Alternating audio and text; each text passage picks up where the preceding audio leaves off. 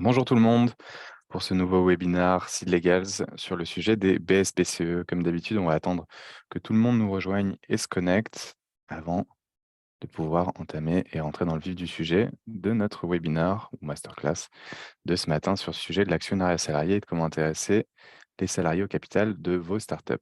Alors, on va attendre 2 petites secondes, comme vous le savez, hein, pour les webinaires Zoom, on a l'habitude de faire. Vous avez le chat sur lequel vous pouvez communiquer et vous présenter. Vous avez également un petit encadré Q&A si vous posez vos questions, donc que ce soit via le chat ou via justement la partie Q&A. N'hésitez pas à pouvoir poser toutes vos questions. L'idée, c'est qu'on les aborde ensemble ce matin sur cette thématique-là. Par exemple, sur le chat, mettre bonjour tout le monde et dites-moi si ça fonctionne. En principe, ça devrait fonctionner ici. Alors, activer, intervenant, en principe, tout le monde a la possibilité de envoyer un message sur le chat. Donc, on va attendre que chacun nous rejoigne. Merci en tout cas pour votre participation ce matin à ce webinaire Seed Legals. Ce que je vais aussi faire, c'est partager mon écran pour que vous puissiez voir la présentation que j'ai préparée pour nous ce matin avec cette thématique du partage du capital, comment impliquer vos salariés dans le succès de votre startup. Donc, vaste sujet et assez stratégique, comme on le sait, quand on lance un projet. Généralement, on le lance, on est pas beaucoup, on est une équipe de quelques fondateurs, fondatrices, mais très vite, la réussite effectivement du projet implique nécessairement une équipe et de pouvoir bien recruter. C'est vraiment fondamental dans le développement de votre projet et sa réussite, c'est de pouvoir recruter des personnes qui vous permettront de créer de la valeur et de justement, en faire, un succès. Et le recrutement, c'est clé. Et donc, dans cette question stratégique du recrutement, se pose la question de comment les attirer, de comment les intéresser au capital et de les fidéliser. L'outil de l'actionnaire salarié est vraiment fait pour ça et permet de pouvoir, en tout cas, répondre complètement, et ce n'est pas que ça, mais en tout cas, de répondre à ces enjeux très importants. Alors, je vais partager mon écran comme ça, on va voir justement les slides que j'ai préparés et là, vous devez voir en principe tous les éléments.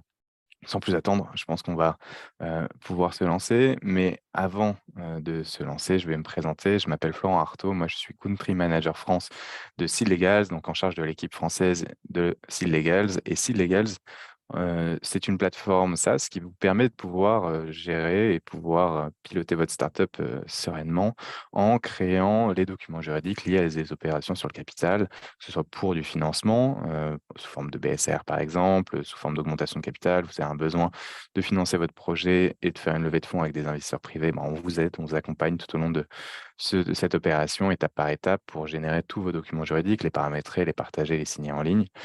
Pareil, on vous aide aussi, via la plateforme à gérer votre actionnariat, donc sur le suivi de la table de capitalisation et également sur toute la partie partage du capital avec vos salariés. Donc le thème de ce matin, en vous permettant de mettre en place des plans de BSPCE, par exemple, pour intéresser vos équipes ou de permettre également de pouvoir éventuellement intéresser des advisors, sous forme de BSA. On va en parler en tout cas sur la partie salariés ce matin. C'est le but et en quelques chiffres, on est, plus de 150 salariés, dans le monde. On a, des bureaux à Londres, à Paris, à Hong Kong, Singapour et Dublin et on a accompagné plus de 40 000 startups depuis qu'on s'est lancé en 2016. En France, plus de 500 et on a accompagné justement des sociétés pour faire des levées de fonds qui vont de 50 000 € du Friends and Family jusqu'à plus de 3 millions d'euros, voire même plus au UK avec 10 millions de pounds. Et on met justement en place, comme on va en discuter ce matin, des plans de partage du capital assez couramment et de manière assez standardisée. Dans le sens standardisé, c'est un sujet que la plupart des startups justement mettent en place des plans de partage du capital pour impliquer et intéresser leurs salariés. On en parle ce matin. sans plus attendre. Et donc pour ça, on va d'abord parler des notions essentielles. On revient un peu à la base, histoire de se remémorer justement de quoi on parle, quels sont les sujets et les notions importantes à garder en tête pour pouvoir adresser ce sujet, qui est quand même un sujet pas si facile et à la fois complexe, hein. Et donc nous, notre objectif, que ce soit au travers de ces contenus, que ce soit au travers de la plateforme ou de notre accompagnement avec notre équipe d'experts, c'est de pouvoir justement faciliter, vous rendre accessible ces aspects qui sont très, très importants, comme on se l'est dit, pour développer votre projet et en faire une réussite. On va ensuite parler des données seed legals. On a énormément de données, nous, avec les nombreuses startups qu'on accompagne sur ces sujets-là, sur les centaines et milliers de salariés qui peuvent avoir des plans de BSPCE ou autres EMIs pour le UK et qu'on permet de pouvoir justement faire sur la plateforme Seed Legals. On a aussi fait un baromètre qu'on fait chaque année qui permet d'avoir aussi le pouls et les tendances des bonnes pratiques sur cette thématique de l'actionnariat salarié. Quand mettre en place ensuite le plan de BSPCE, c'est la question souvent qu'on peut se poser, à quel moment on va le mettre en place? Est-ce que quand on va créer la société, est-ce que c'est le moment? Alors question, est-ce que c'est quand on va, lever des fonds qu'on va mettre ça en place? Ou est-ce que, voilà, c'est un autre moment ou est-ce qu'on ne va pas le mettre en place tout simplement parce que c'est pas vraiment un sujet?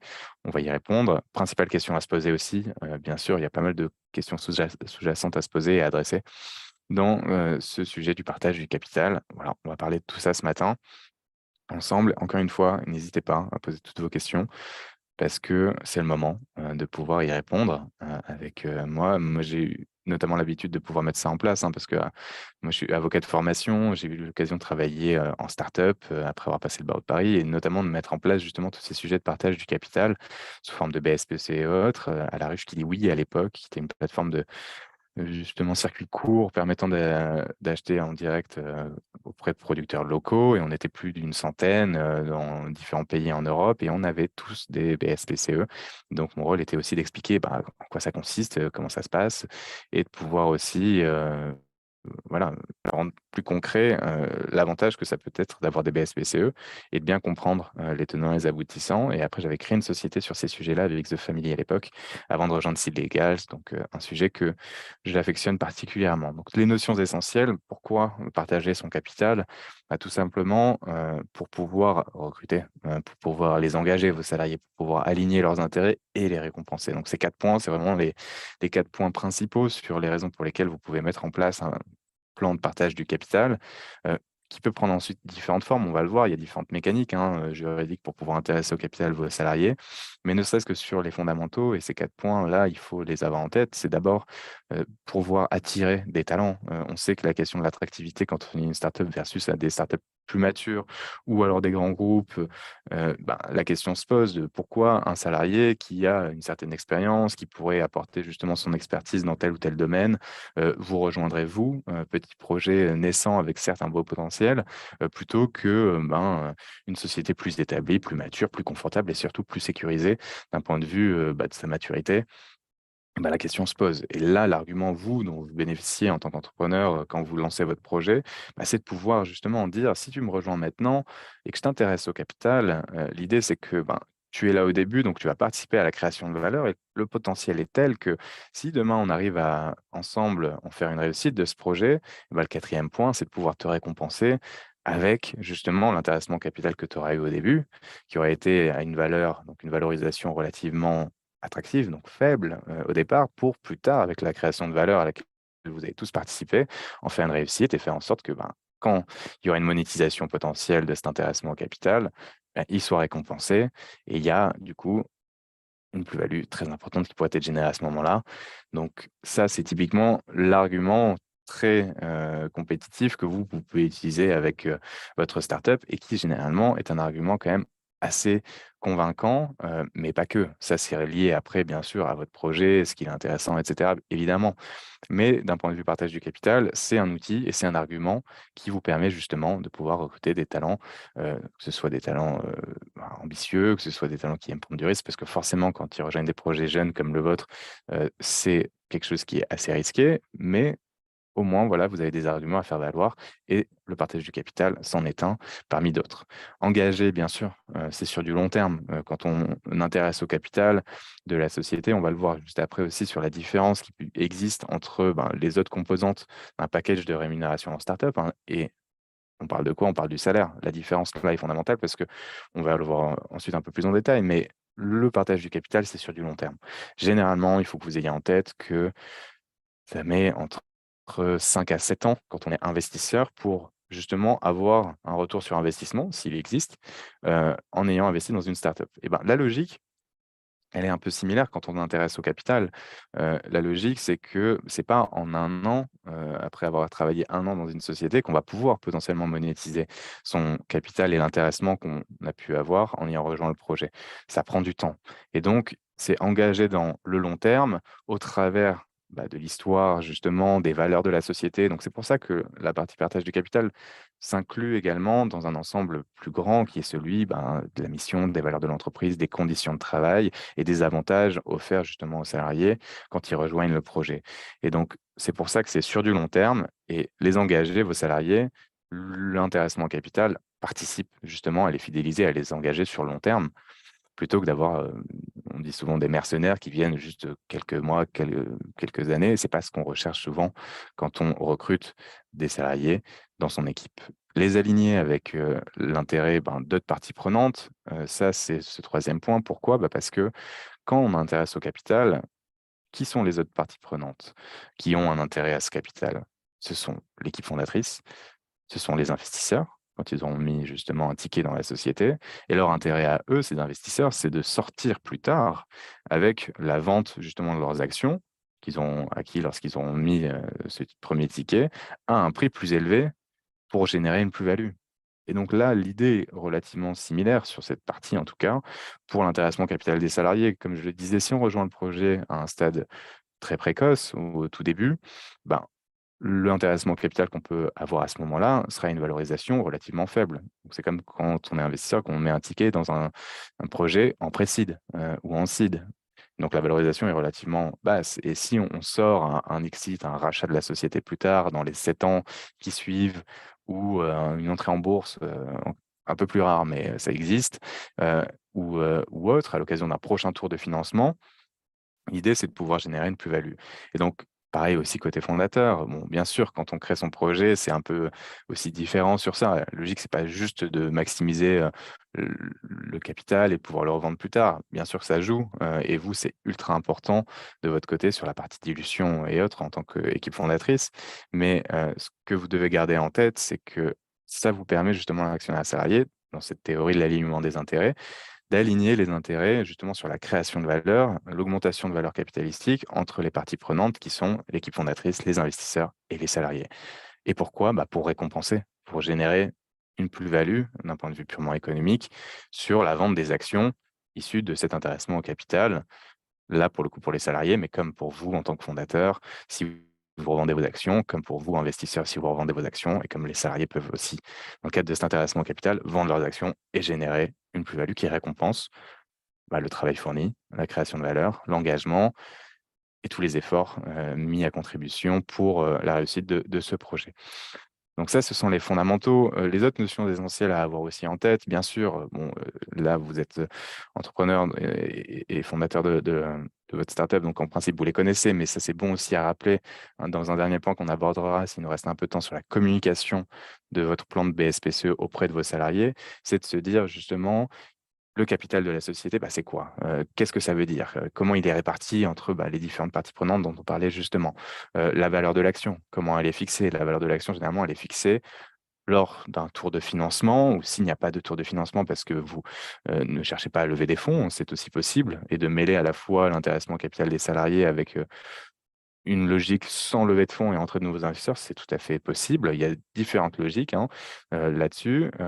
Le fait que ce soit une société privée, ça, c'est très, très important parce que c'est en lien avec le fait que les actions qui sont, issues de BSPCE, par exemple, des bons de souscription de parts de créateurs d'entreprise qui sont, comme on va le voir, on va en parler aussi évidemment, un outil plébiscité par les startups parce que ça permet d'intéresser au capital vos salariés sans avoir à payer de charges sociales ni d'impôts. Mais c'est un droit d'acheter des actions. C'est pas on te donne des actions tout de suite, on va y revenir. Mais bon, quand on vend justement, une action, il faut la vendre à quelqu'un, et c'est ça ce que ça veut dire une société privée. C'est-à-dire que on est sur un marché qui est pas un marché public, par opposition des sociétés publiques. Donc ces sociétés publiques là, comme on l'entend, c'est pas des sociétés détenues par l'État, hein. C'est des sociétés qui sont cotées sur un marché réglementé et pour lesquelles il y a en fait ce qu'on appelle la liquidité. Donc la possibilité de trouver justement des acheteurs via ce marché réglementé facilement, aux ouvertures de marché, de pouvoir vendre des actions justement de la société en question. Quand on a une start-up, qu'on n'est pas une société cotée, on est une société donc privée et donc là, ben, comment trouver des acheteurs? Bah, il y a des sociétés qui, se sont lancées, notamment Caption Market que vous connaissez très probablement, permettre justement de créer de la liquidité à ce titre, et d'offrir justement la possibilité de pouvoir vendre ses actions à des acheteurs potentiels, quand bien même, bah, on n'est pas encore coté, sur un marché réglementé. Voilà un peu l'idée sur ces notions principales, mais elles sont ultra importantes de garder en tête parce que c'est aussi la pédagogie que vous devez avoir vis-à-vis de vos salariés, en partant du principe que la plupart, en fait, ne comprennent pas bien ces notions. Quand même, il y en a certains qui peuvent comprendre, d'autres non, parce qu'on n'a pas tous les mêmes parcours, tous ne sont pas forcément sortis d'école de commerce ou, de fac de droit et cetera, mais qui n'ont pas justement ces notions et il est important pour vous de pouvoir, surtout si vous intéressez l'ensemble de vos collaborateurs, ce qui est une tendance, on va le voir aussi, ben, remettre à plat tous ces aspects et prendre du temps pour leur expliquer et de coupler ça avec la stratégie de votre société, mais pas que, on y reviendra à la fin sur la communication.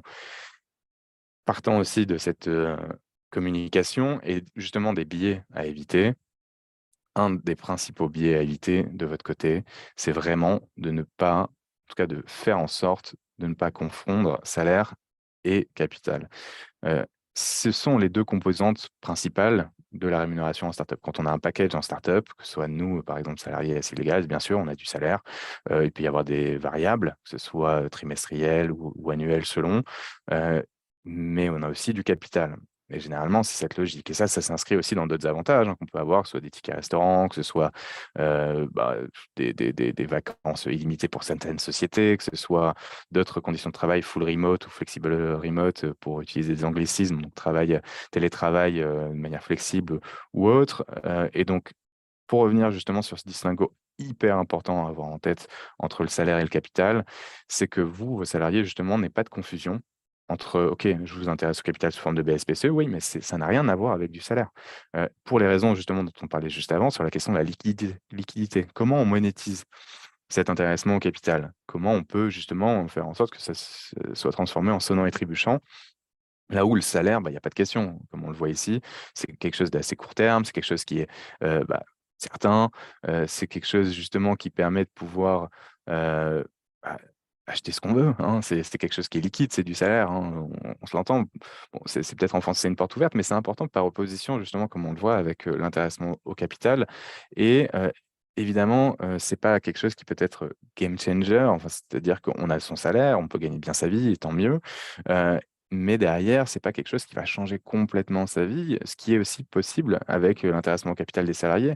Un exemple que j'utilise, en tout cas j'utilisais assez souvent et que j'aime bien utiliser, c'est, les histoires assez stéréotypées, qu'on a de, la part-time masseuse de chez Google. Donc elle, c'est quoi, son histoire? C'est, Bunny Brown et elle était en fait, donc, masseuse. Elle était, une demi-journée par semaine à, travailler chez Google, mais en contrepartie, elle avait eu aussi des stock options et en fait, la chance qu'elle avait eue, bon, au-delà de travailler justement et de masser, le dos d'ingénieur chez Google, c'est, bah, de rejoindre le projet quand ils étaient une quarantaine et en fait, elle est devenue millionnaire, multimillionnaire grâce à cet intéressement au capital qu'elle avait eu au tout début et qu'elle a pu fructifier plus tard. Mais on parle évidemment de Google.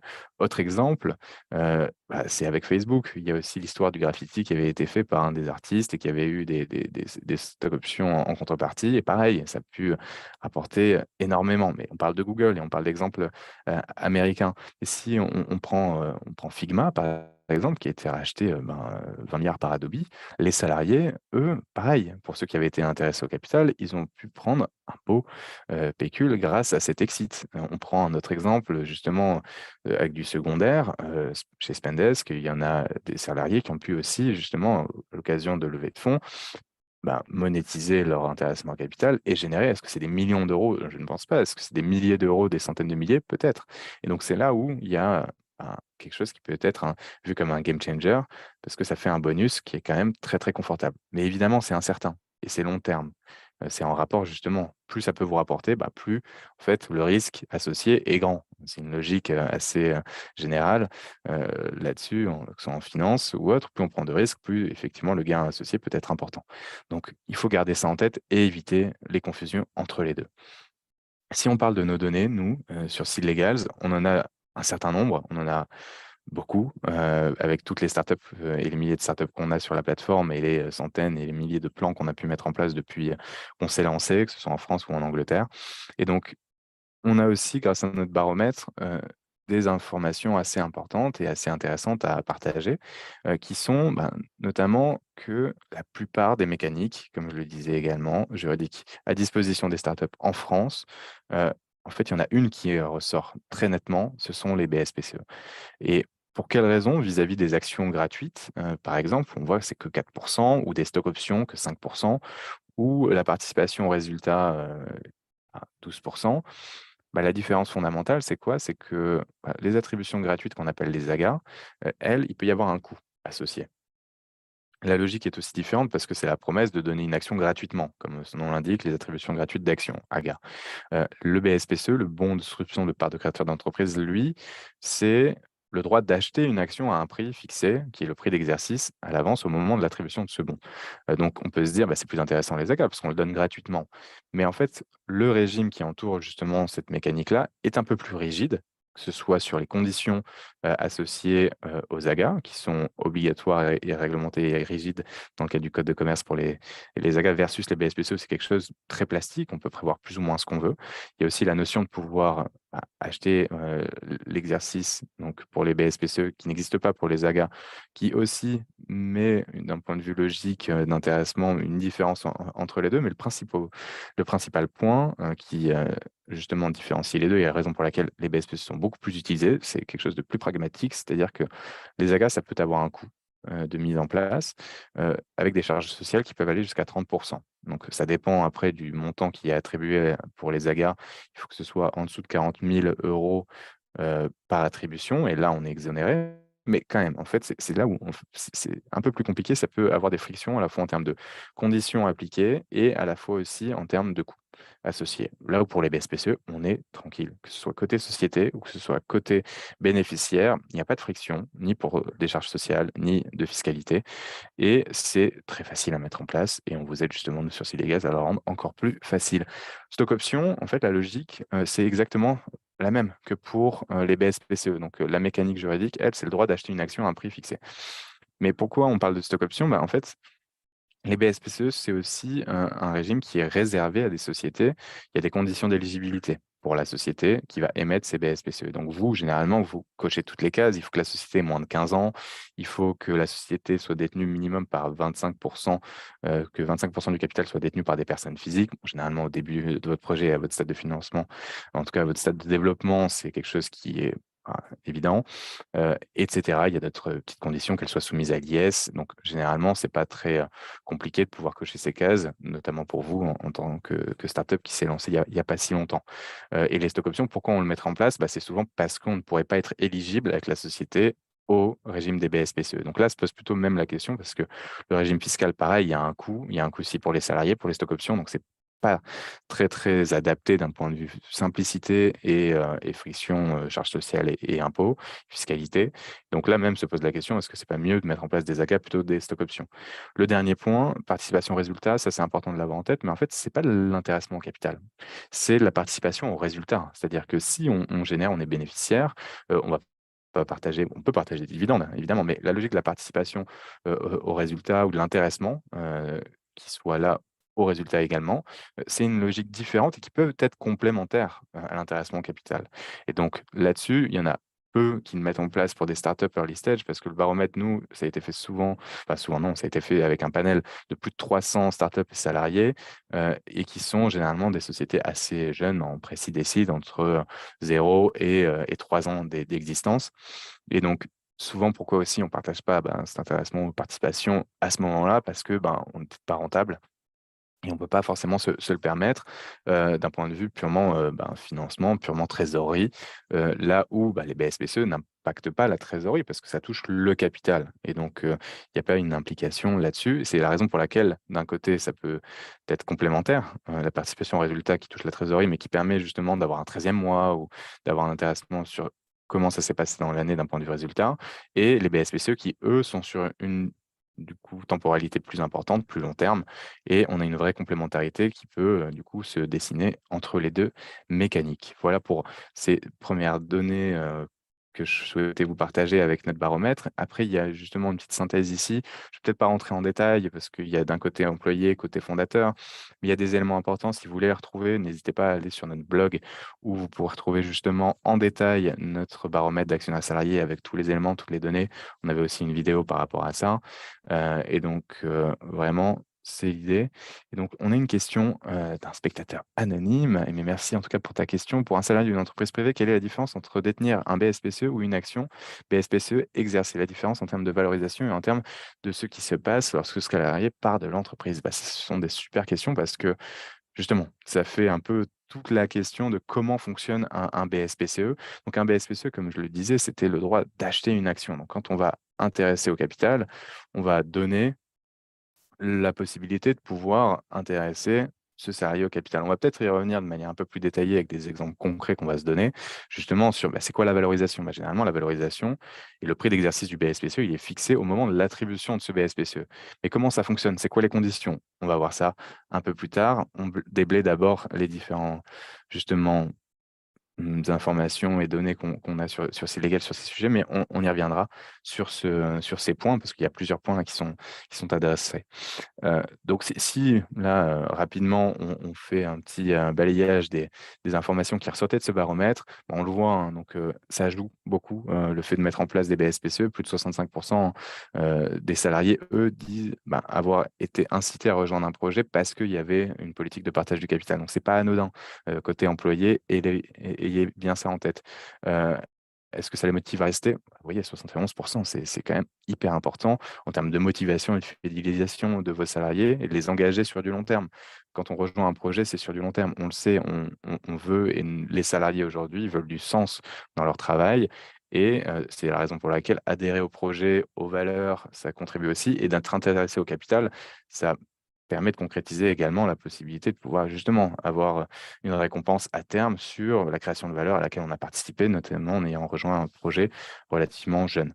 Bref, il y a d'autres éléments qui y sont, je vous laisse regarder. La partie aussi importante, c'est le vesting. Ici, on va en reparler sur ce vesting parce que généralement, les conditions, heu, en contrepartie desquelles on va intéresser au capital, notamment sous forme de BSPCE comme on a vu, c'est sous réserve de rester dans la société. Et le vesting, c'est quoi? C'est un calendrier d'exercice. C'est-à-dire qu'on si on me donne moi 100 BSPCE, je ne vais pas pouvoir exercer tout de suite les 100 BSPCE. Et exercer les 100 BSPCE, c'est quoi? C'est acheter en fait les 100 actions sous-jacentes à ce BSPCE. Et il y a un prix d'exercice qui est fixé, comme on se l'a dit. Et ce prix d'exercice, il découle, pour répondre un peu aussi à la question qui a été posée, de la valorisation de la société. Donc, c'est en fonction du moment où on va rejoindre la société, il y a une valorisation qui a été fixée, quelle qu'elle soit, hein, où elle doit être fixée, pour qu'elle permette de pouvoir fixer ensuite, justement, par référence au prix par action, le prix d'exercice du BSPCE. Donc, c'est-à-dire combien on va acheter son action grâce à nos BSPCE qui nous donnent le droit d'acheter cette action. Et ce prix ne bouge pas dans le temps. Le but, justement, c'est d'avoir des BSPCE à un prix d'exercice assez bas pour revendre l'action qu'on aura achetée à ce prix assez bas à un prix plus haut, à un moment où on pourra monétiser, exit, donc entrer en bourse, rachat de la société, nouveau tour de financement, mais à un prix plus élevé. Et là, à ce moment-là, générer une plus-value. Côté fondateur, si on revient sur les données issues de notre baromètre 2022 Legals, c'est que la plupart, justement, proposent un dispositif d'actionnariat salarié. Euh, Par contre, justement, ça renforce aussi le fait de vouloir intéresser vos salariés au capital avec ce que vous voyez côté employé. Mais ce qu'on a vu aussi, c'est une augmentation sur les performances. C'est-à-dire que généralement, quand vous mettez des conditions, c'est de présence dans l'entreprise avec ce fameux vesting et certaines, donc des conditions d'ancienneté, aussi peuvent choisir de mettre des conditions de performance.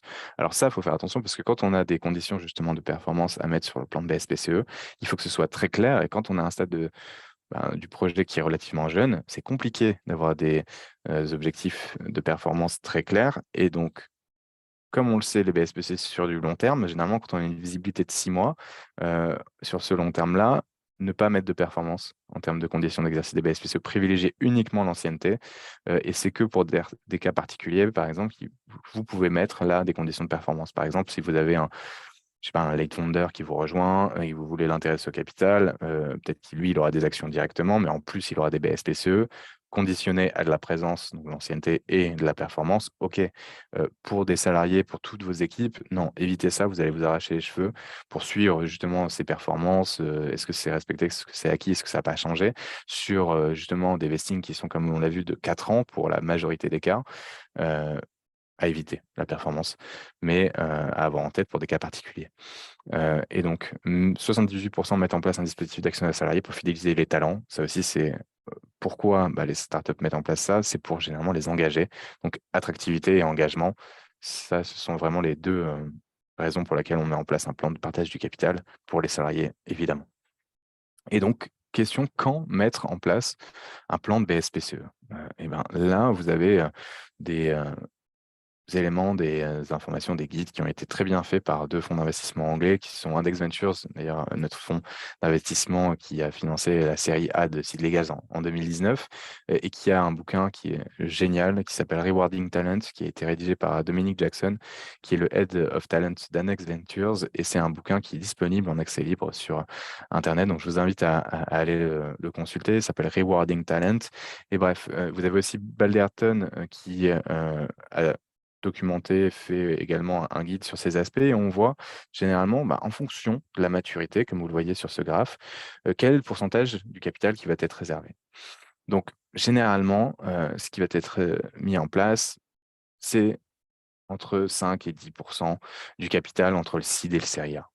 Voilà, ça c'est combien de capital vous allez réserver, c'est ce qui se passe à ce moment-là. Et en fonction justement de vos besoins, et plus la société va être mature, plus en fait vous allez avoir de salariés et donc de besoin d'intéresser des salariés, que ce soit des profils aussi plus expérimentés, qui coûtent à la fois plus cher en salaire, mais aussi en capital pour les attirer, et ben forcément vous allez pouvoir augmenter ce pourcentage du capital au sein ben, de votre société pour attirer de nouveaux talents et intéresser vos équipes. Au début, forcément, on a des besoins peut-être un peu moindres parce qu'on ne va pas recruter, quand on fait une levée de fonds, mettons de 500 000 euros, on ne va pas recruter 40 personnes. Ce n'est pas possible. Ou alors, je serais curieux de voir le business plan qui va avec. Mais si vous recrutez justement 3-4 personnes suite à cette levée de fonds, généralement, vous n'allez pas leur donner 10% du capital. C'est là où on revient sur attention, vous, à bien préserver justement comment vous utilisez cet intéressement au capital et pas de vous dilapider parce qu'il y a des conditions de dilution qui sont liées justement à la mise en place de cet intéressement au capital. Et donc, vous le voyez, donc ça progresse dans le temps. Et pour la plupart, ce sont les données issues de notre baromètre 2022 encore. Donc en précis, on est sur 17% des répondants, donc il y en a plus d'une centaine qui ont répondu de startups, d'entrepreneurs. Donc il y a plus de 17% qui mettent en place ça. Ensuite, on voit progressivement 40% en seed, 70% en série A et série B et plus, il y en a 100%. Euh, on le voit, en fait, ça va avec la maturité, le fait de mettre ça en place. Est-ce que ça veut dire que en précide, vous n'allez pas en mettre en place parce que c'est trop tôt? Ça dépend encore une fois. Si vous avez un besoin de recruter une personne en précide, eh ben, l'intéressement capital sera d'autant plus attractif que la valorisation à ce stade de financement est relativement basse. Et donc, la promesse de gain potentiel plus tard, avec le potentiel de croissance à corréler, est important. Donc, c'est là aussi où vous pouvez jouer de cet argument d'intéressement au capital sous forme de BSPCE pour intéresser certains talents en pré-seed. Encore une fois, quand on est en pré-seed, peut-être qu'on a un modèle économique qui n'est pas rentable, donc difficile de pouvoir recruter sans avoir fait une petite levée de fonds à ce moment. Mais inversement, peut-être qu'on a bootstrappé, peut-être qu'on a du coup grandi de manière organique et eu de la croissance organique en générant des revenus qui nous permettent de recruter un premier salarié et qu'on va intéresser au capital. Donc, il y a plein de cas particuliers, et on les connaît par cœur. Nous, à Seed Legals, on peut vous accompagner là-dessus, n'hésitez pas. Et donc, sur Après la question du seed, effectivement, on voit que là, bon, OK, on augmente 40. Pourquoi? Bah, parce que généralement, c'est un standard que tous les fonds d'investissement, que tous les investisseurs attendent de vous. On le sait pour des startups, pour les raisons qu'on a mentionnées au tout début, sur pourquoi on met en place une logique de partage de capital. On veut attirer des profils qui vont faire la différence, et que votre équipe, c'est essentiel, c'est un atout évident et essentiel pour pouvoir réussir, d'où la thématique et le titre de ce matin, votre projet. Et donc, quand vous levez des fonds en seed, vous allez aussi mettre en place généralement un plan de partage du capital et réserver donc, allez, entre 5 et 10 du capital. Et donc ça, entre 5 et 10 on est du simple au double. Comment définir? Bah, ça dépend de vos besoins, de votre plan de recrutement que vous devez déjà avoir anticipé quand vous allez lever des fonds. Parce que pourquoi vous allez lever des fonds? Généralement, c'est pour pouvoir, certes, oui, peut-être investir dans du marketing, mais c'est très, très souvent pour pouvoir recruter, en fait. Que ce soit des sales, que ce soit des développeurs, que ce soit du produit, que ce soit différents, justement, profils, vous avez besoin de pouvoir recruter et c'est la raison souvent pour laquelle 80 du montant que vous allez lever est dédié à du recrutement. Heu, Bien sûr, c'est pas des règles générales et scientifiques, mais c'est ce qu'on observe en tout cas en pratique. Série A et cetera, pareil, je passe, mais la logique est grosso modo la même. Et pourquoi la plupart ne mettent pas en place? Ben, pour la majorité, c'est des manques de connaissances ou d'informations sur le sujet ou manque de temps. Heu ou alors si le projet est trop jeune pour la majorité des cas, comme on le voit. Et donc là-dessus, et ben, en fait, si vous avez des questions, nous, le but, c'est de pouvoir y répondre, de pouvoir éclaircir justement toutes les questions que vous posez à ce sujet et de pouvoir vous aider à mettre ça en place. Donc, question à se poser ensuite. OK, très bien, voilà tout ce qu'on a pu dire, c'est cool, mais maintenant concrètement, comment on met ça en place? Donc, et ben, en fait, comment on met ça en place? Avant de rentrer dans du détail, pratico-pratique, heu, l'idée, c'est aussi de se poser la question: «OK, comment on met ça en place?» Vous allez généralement avoir donc le temps, c'est une décision d'associé, donc est-ce que c'est au moment d'une levée de fonds avec, un seed ou est-ce que c'est sans, avoir levé des fonds, mais avant, justement de pouvoir lever des fonds qu'on veut intéresser au capital des salariés, donc quand il y a un besoin de recrutement? Et ben là, ça dépend. Donc concrètement, comment vous le mettez en place? C'est une décision des associés qui va être prise pour généralement déléguer la compétence au président ou à la présidente, bah, les pouvoirs de pouvoir attribuer des BSPCE dans des conditions à définir. Donc ce qui répond après à la question à qui, donc un et 2, bah, c'est quoi les conditions? Combien on va donner à qui et sur la base de quels critères? Et aussi de prévoir, bah, les conditions du plan. C'est quoi le vesting? C'est quoi? Est-ce qu'il y a un cliff? On va y revenir sur un peu les différences entre ces différents éléments, mais c'est d'anticiper ça. Et donc une fois que vous avez ça plus ou moins au clair, la mise en pratique, décision des associés, délégation de pouvoir au président, règlement du plan de BSPCE qui définit justement les termes, combien on va en donner et les termes, donc conditions de vesting et autres pour, justement les salariés, le prix d'exercice évidemment, qui sera défini au moment de l'attribution des BSPCE. Bah, tout ça, c'est les documents que nous, on vous permet de générer facilement sur ces Legals et en plus l'avantage, c'est que vous avez aussi un encart. Tous vos salariés ont un accès dédié pour matérialiser de manière un peu plus concrète, c'est quoi, les BSPCE? Bah, OK, boum, sur ces Legals, j'ai mon compte, je retrouve tous les documents. J'ai aussi un petit graphe avec le vesting qui m'explique, OK, ce que j'ai pu déjà acquérir, et ce que je pourrais éventuellement exercer, mais quel est l'intérêt d'exercer? Bon, on peut en parler, sachant qu'il n'y a pas la possibilité de pouvoir revendre l'action par la suite et générer de plus-value. Bref, il y a différents éléments. Mais si on revient sur les questions pour vous, en tant qu'entrepreneur, à vous poser. Donc il y a la question de la temporalité, qu'on vient de balayer ensemble juste avant.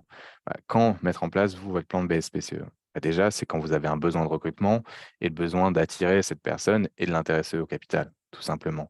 Est-ce que c'est au moment d'une levée de fonds parce que vous n'allez pas recruter avant d'avoir levé des fonds et du coup, d'avoir mis en place votre plan de recrutement et de pouvoir, du coup, recruter.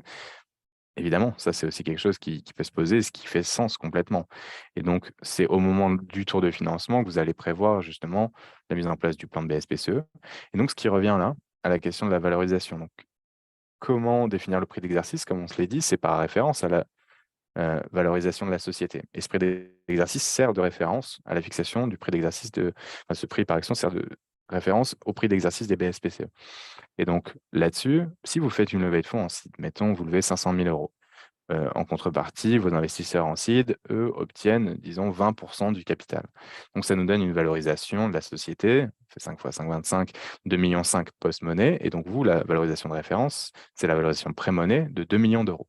Donc votre prix donc par action qui découle justement de cette augmentation de capital, de ce seed, avec une valorisation pré-monnaie de la société.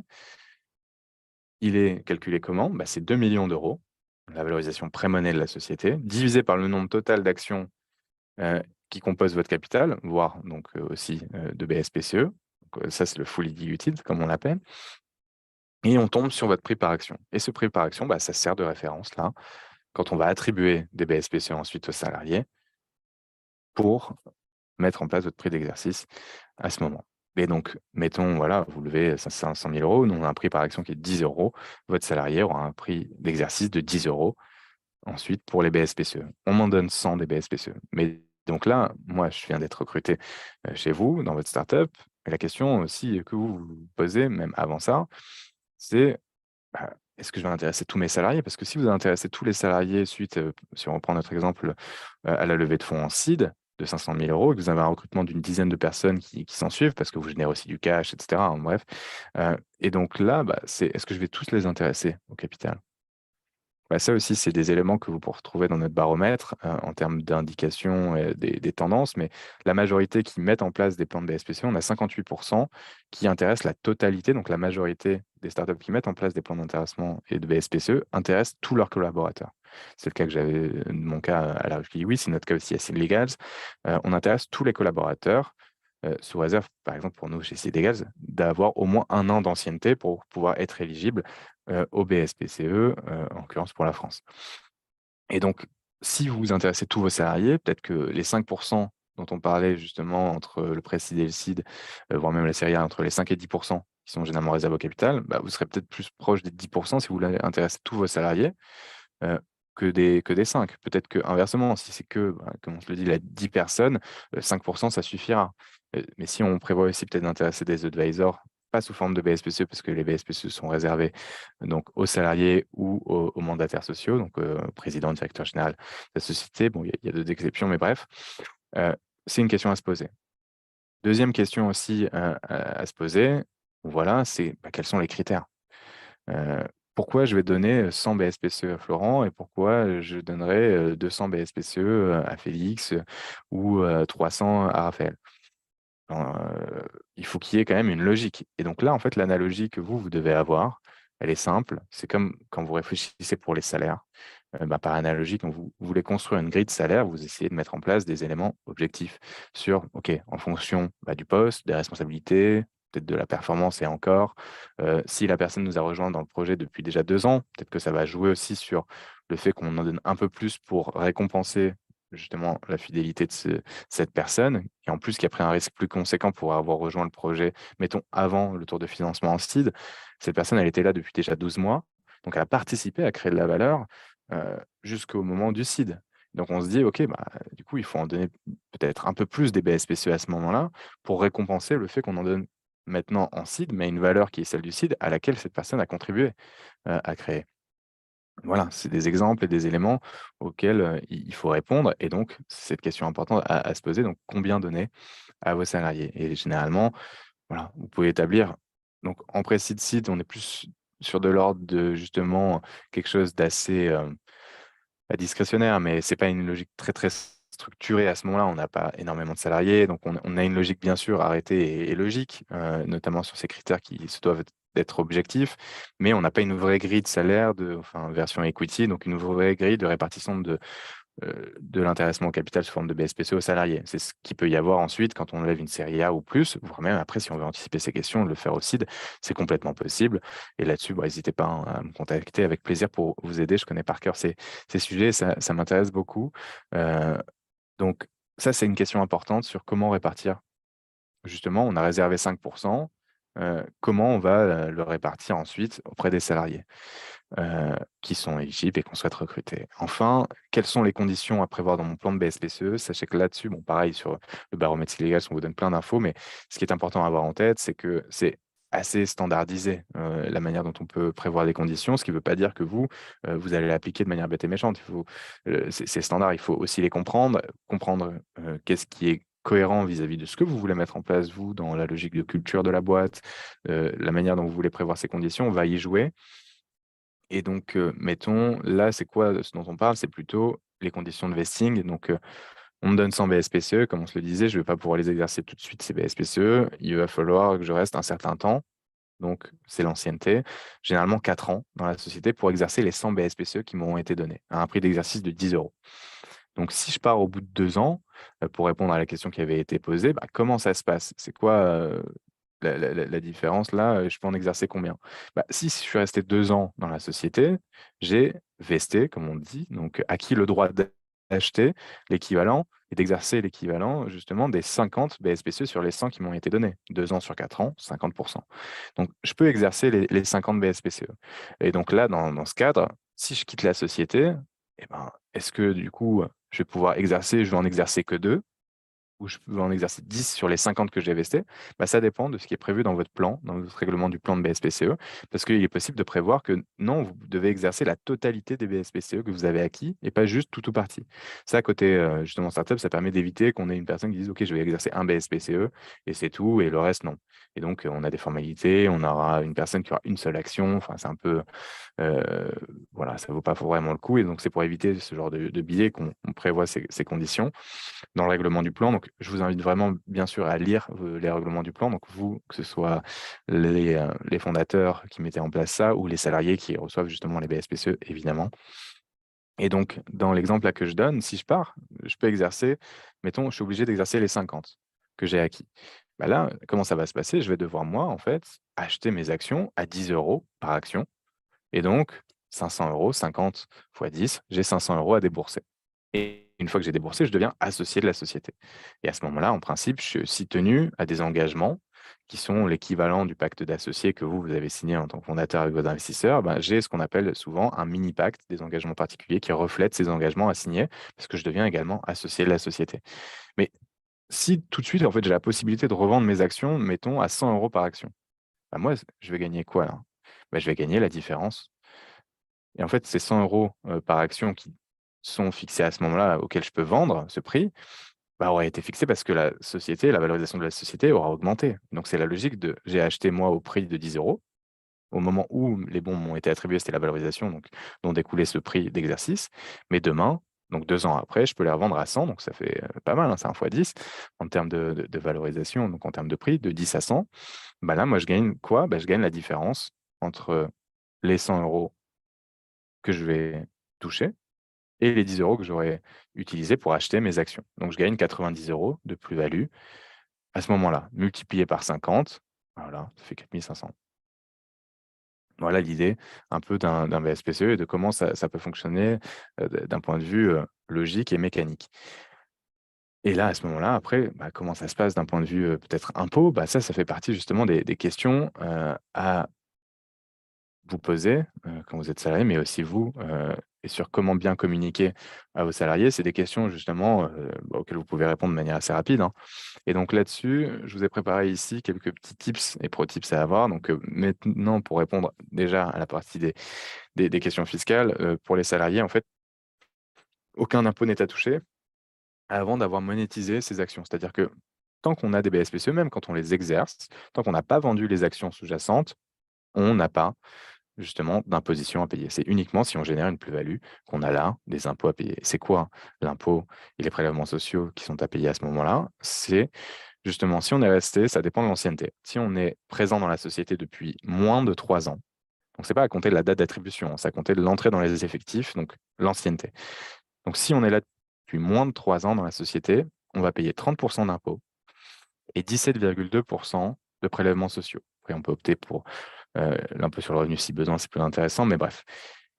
Là, du coup, ça veut dire 47,2% de la plus-value qui sont à payer impôts et prélèvements sociaux, si on a moins de 3 ans d'ancienneté. Si on a plus de 3 ans d'ancienneté, là, on est sur la flat tax à 30% qui s'applique sur la plus-value générée. Voilà, c'est aussi simple que ça sur les questions d'imposition et c'est à déclarer justement dans le cadre de l'année, donc les déclarations qu'on a à faire, hein, sur l'impôt sur le revenu, donc déclaration au moment de l'année de la cession à faire, et après il y a des petits documents, mais justement ça c'est très simple à expliquer à vos salariés, et de pouvoir leur mettre justement une petite documentation et ce qui nous rejoint et nous amène là à ces questions de communication. Donc déjà, au tout début, c'est bien quand vous faites une offre d'emploi, de dire s'il y a des BSPCE et de pouvoir aussi aborder ce sujet dans le cadre de l'entretien, et notamment quand on parle justement du package qui est proposé et de l'offre à faire. Et donc pouvoir aussi formaliser ça par une petite offre au moment de justement de l'offre d'emploi, c'est pas mal d'y mettre les principales conditions, si vous les avez. Sinon, c'est pas grave, vous pouvez le prévoir plus tard,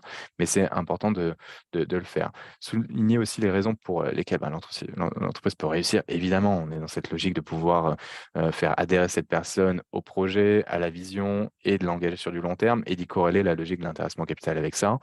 Communiquer régulièrement sur le plan, ça c'est aussi important, même si on se dit: «OK, mais on a déjà communiqué il y a pas longtemps».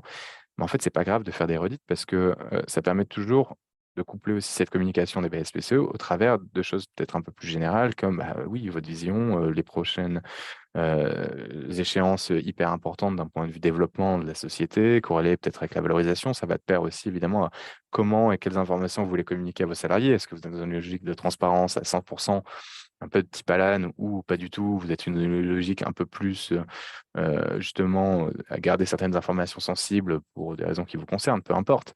Et donc, voilà, évidemment, mais communiquer régulièrement, c'est important. Mettons, vous pouvez utiliser, le moment où vous avez des salariés qui rejoignent et que vous allez intéresser au capital pour faire des réunions justement explicatives sur: «OK, ce sont quoi les BSPCE? À quoi ça sert?» Vous pouvez utiliser Sidelegal justement pour le faire et que ce soit des ressources, des webinaires comme on le fait ce matin ou autre, utiliser la plateforme encore mieux. Et donc c'est des événements où vous pouvez justement, leur expliquer en quoi ça consiste et ça, c'est collectif pour tous ceux qui en bénéficient et aussi pouvoir ensuite faire des one to one, comme, lors des entretiens justement individuels que vous faites d'un point de vue purement RH. Vous pouvez aussi coupler sur cette logique de: «OK, tu avais des questions sur la BSPCE, sur le plan, tu l'as lu, tu as compris un peu comment ça fonctionnait, tu veux qu'on en parle?» et de pouvoir justement en fait, vraiment être pédagogue et défricher un peu toutes ces questions pour éviter justement des frustrations ou des méconnaissances ou des incompréhensions qui peuvent amener à justement de la frustration, plus tard. Donc ce qui marche aussi bien, c'est d'écrire des scénarios qui sont réalistes par contre, par rapport justement au développement et ce que vous anticipez en termes de prochaine levée de fonds, en termes de, je sais pas, croissance du chiffre d'affaires et autres, pour avoir une logique sur la valorisation. Si, comme je le disais dans l'exemple, moi, j'ai eu des BSPC en prix d'exercice de 10 € et que demain, le prix de l'action était de 100 €. Mais corréler là à des scénarios plutôt réalistes vis-à-vis de votre développement de la société, comme vous avez fait avec votre business plan, etc., c'est hyper intéressant. C'est hyper intéressant parce que ça permet d'avoir une vision assez claire sur OK, où est-ce qu'on veut aller, ce que ça pourrait éventuellement potentiellement rapporter. Sachant que vous mettez toujours évidemment un disclaimer là-dessus, ce n'est pas du tout garanti, il n'y a rien qui est garanti là-dedans. On revient sur la différence avec le salaire et l'incertitude de pouvoir monétiser ces BSPCE parce que souvent, ça peut ne rien rapporter également. Ça peut rapporter beaucoup comme rien du tout. Et enfin, bien sûr, inciter à poser des questions, avoir toujours de la documentation aussi à disposition, c'est très, très important, que ce soit un Notion ou autre. Mais par contre, ce qu'il faut éviter de faire, des, scénarios complètement irréalistes, disons, voilà, si la société est valorisée 20 000 000, tu pourrais devenir multimillionnaire. Super, mais ça veut rien dire de très concret. On aimerait tous éventuellement que ça puisse se passer comme ça, mais concrètement, avec la société, le développement, c'est quoi l'idée? Et comment ça pourrait se monétiser et se matérialiser à terme dans le cadre d'un prochain tour de financement, dans le cadre d'une revente de la société? Heu, c'est en lien du coup avec les conditions dans le plan et cetera. Donner un montant, ce à quoi ça pourrait ressembler, oui, ça revient au petit scénario. Là, ça pourrait ressembler justement, mais il ne faut pas que ce soit complètement déconnant. Encore une fois sur ce point, heu ouais, les, différences d'informations que vous pouvez donner à tel ou tel salarié, évitez complètement. De toute façon, tout se dit, hein, que ce soit autour d'une bière ou ailleurs, entre vos salariés. Donc, prenez les devants et évitez ce genre de choses pour avoir une au moins harmonie, si ce n'est une transparence d'informations que vous partagez à vos salariés. Bon, créer de fausses attentes et cetera, ça rejoint un peu la partie, surréaliste sur les scénarios, et voilà, laisser le doute aussi, donc ne pas en parler, ça rejoint le point de communiquer régulièrement sur ça, surtout si vos salariés attendent, et qu'on leur a promis, ces BSPCE. C'est important, parce que, c'est aussi beaucoup d'efforts que de mettre en place des plans de BSPCE, notamment sur la partie pédagogique, de vouloir faire adhérer vos salariés, avec cette mécanique qui y joue, ça prend du temps, et il faut que ce soit justement utile. Si ça ne sert à rien, autant vous dire: «Vous ne mettez pas en place de plan de BSPCE ou de partage du capital parce que ça va ne servir à rien et vous n'allez pas y mettre, trop d'efforts». Mais bref, en tout cas, nous, on vous facilite, la tâche et en tout cas, j'espère que ça vous a été utile ce matin, déblayer un peu tous ces éléments. Vous avez mon contact, évidemment, si vous avez des ressources, des besoins de ressources sur Site Légal, il y en a un tas. Il y a le baromètre dont je parlais, il y a des webinaires, il y a des articles sur notamment comment communiquer auprès de vos salariés qu'on a sorti il y a très peu de temps. Et voilà un peu pour ce tour d'horizon sur, comment partager le capital, avec vos salariés, donc à des startups, les engager dans la réussite de votre projet et d'utiliser cette mécanique du partage du capital avec vos salariés. Hésitez pas si vous avez des questions pour, nous, que ce soit pour moi, pour notre équipe, on sera ravis d'y répondre. Et après, si je reprends la question qui avait été posée, donc je crois que j'y ai répondu plus ou moins, mais, pour un salarié dans une entreprise privée, quelle est la différence entre détenir un BSPCE ou une action? Donc alors là, déjà sur ce point, détenir un BSPCE, c'est le droit d'acheter une action. Donc on ne détient pas une action. Donc ça, c'est une différence fondamentale dans une société, c'est on n'a pas d'action. On a le droit d'acheter une action et donc mettons que la société, heu, distribue des dividendes, bah, là, en fait, quand on a des BSPCE, on n'a pas droit à dividendes. Quand on a une action, on a le droit éventuellement à des dividendes. Mais pareil, quand on a une action, en fait, il y a des droits qui sont attachés à cette action. Des droits qui sont, droits politiques, droit de participer à des assemblées générales et d'y voter et donc de faire valoir justement son vote. Les droits d'information. On doit nous communiquer quand on est associé d'une société, donc privée, de type SAS, donc pouvoir avoir des informations sur, bah, différentes informations, relatives à la société, que ce soit au travers des décisions d'associés, que ce soit sur l'activité et cetera. On a également aussi le droit de pouvoir, toucher des dividendes, des droits financiers. S'il y a des dividendes qui sont distribués, moi, je vais toucher un pourcentage de ce qui aurait été distribué au prorata de ce que je détiens dans le capital de la société. Et enfin, on a le droit aussi de pouvoir éventuellement vendre ses actions sous réserve de ce qui aurait été prévu dans les engagements, que ce soit mini pacte d'associés ou pacte d'associés, et également des statuts, donc à voir, là-dessus. Donc ça, c'est fondamental. Ça n'a rien à voir que de détenir des BSPCE ou une action. Donc généralement, quand on a des BSPCE, on a le droit d'acheter cette action et donc jusqu'au moment où au jour où on exerce son BSPCE, donc on achète l'action et là, on devient associé de la société avec l'action qu'on détient et qui nous donne les droits dont je viens de parler. Voilà la différence, hyper importante. La différence ensuite entre termes valorisation et en termes de ce qui se passe lorsque le salarié part de l'entreprise, c'est un peu la logique, que je donnais avec mon exemple de on a un BSPCE avec un prix d'exercice de 10 € versus, on a un BSPCE ensuite, enfin un BSPCE non, une action justement dont la valeur a augmenté avec le temps et avec le travail qu'on y a fourni, qui est à 100, l'action est à 100 et on génère une plus-value potentielle de 90 à ce moment-là. Voilà un peu l'idée et l'exemple que je vous donnais. Est-ce qu'il y a d'autres questions? S'il n'y a pas d'autres questions, il est 11h57. Ça fait 57 minutes que je parle quasiment tout seul. Mais merci en tout cas pour la question qui a été posée, qui est très importante parce qu'elle permet de balayer justement les éléments concrets qu'on vient de voir ensemble. En tout cas, merci à tous et toutes pour votre participation. Si vous voulez nous contacter sur Cédégaz, n'hésitez pas à nous consulter sur le site www.sidlegals.fr .com et on a tout un tas de documents, d'informations, d'articles sur le sujet, de vidéos, évidemment comme ce matin. Merci beaucoup, merci tout le monde, passez une très bonne journée et à bientôt. Au revoir.